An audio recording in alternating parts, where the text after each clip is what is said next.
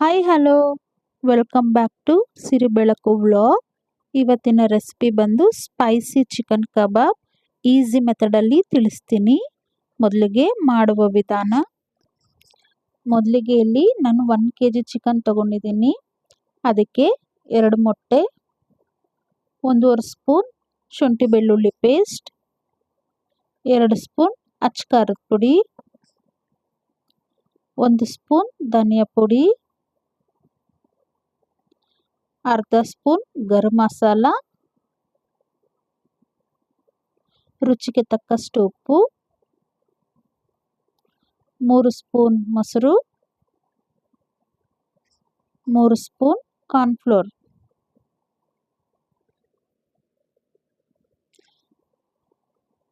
ಕರಿಬೇವು, ಕೊತ್ತಂಬರಿ ಸೊಪ್ಪು ಸಣ್ಣದಾಗಿ ಕಟ್ ಮಾಡಿಟ್ಟಿರೋದು.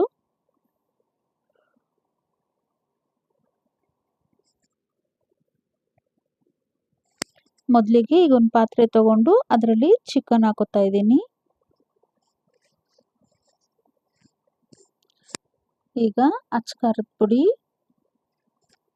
ಧನಿಯಾ ಪುಡಿ, ಗರಂ ಮಸಾಲ,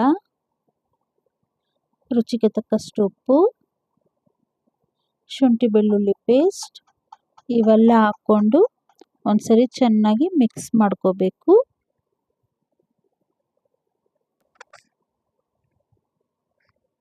ನೋಡಿ, ಈಗ ಚೆನ್ನಾಗಿ ಮಿಕ್ಸ್ ಆದಮೇಲೆ ಮೊಸರು ಹಾಕೋತಾ ಇದ್ದೀನಿ.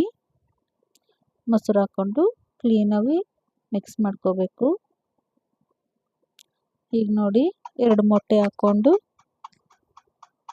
ಚೆನ್ನಾಗಿ ಮಿಕ್ಸ್ ಮಾಡ್ಕೋಬೇಕು. ಆಗ ಕೋಟಿಂಗ್ ಚೆನ್ನಾಗಿ ಬರುತ್ತೆ. ಈಗ ನೋಡಿ, ಕಾರ್ನ್ಫ್ಲೋರ್ ಹಾಕೋತಾ ಇದ್ದೀನಿ.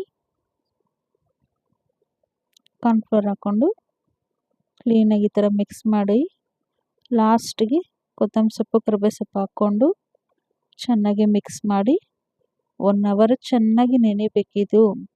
1 ಅವರ್ ಚೆನ್ನಾಗಿ ನೆಂದೆ ಅಂದರೆ ಸಾಫ್ಟಾಗಿ ಬರುತ್ತೆ ಚಿಕನ್ ಕಬಾಬು. ಒಂದ್ಸರಿ ಮನೇಲಿ ಟ್ರೈ ಮಾಡಿ ನೋಡಿ. ಈಗ 1 ಅವರ್ ಆಗಿದೆ. ಇಲ್ಲಿ ಎಣ್ಣೆ ಇಟ್ಕೊಂಡು ಎಣ್ಣೆ ಕಾದಿದೆ. ಈಗ ಚಿಕನ್ ಹಾಕ್ತಾ ಇದ್ದೀನಿ ನಾನು.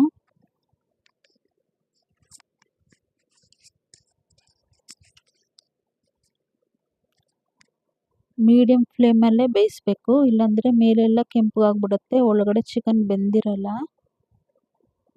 ಈಗ ನೋಡಿ, ಒಂದು 5 ನಿಮಿಷ ಆಗಿದೆ. ಈಗ ಇನ್ನೊಂದು ಕಡೆ ತಿರುಗಿಸ್ಕೊತಾ ಇದ್ದೀನಿ. ನೋಡಿ, ಈಗ ಚಿಕನ್ ಕಬಾಬ್ ಆಗಿದೆ. ನೋಡಿ, ಇಷ್ಟೇ ಚಿಕನ್ ಕಬಾಬ್ ರೆಡಿ. ಒಂದ್ಸರಿ ಮನೇಲಿ ನೀವು ಟ್ರೈ ಮಾಡಿ ನೋಡಿ ಹೇಗೆ ಬಂತು ಅಂತ ನನಗೆ ಕಮೆಂಟ್ ಬಾಕ್ಸಲ್ಲಿ ಕಮೆಂಟ್ ಮಾಡಿ.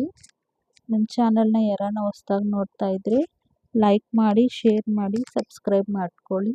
Thank you.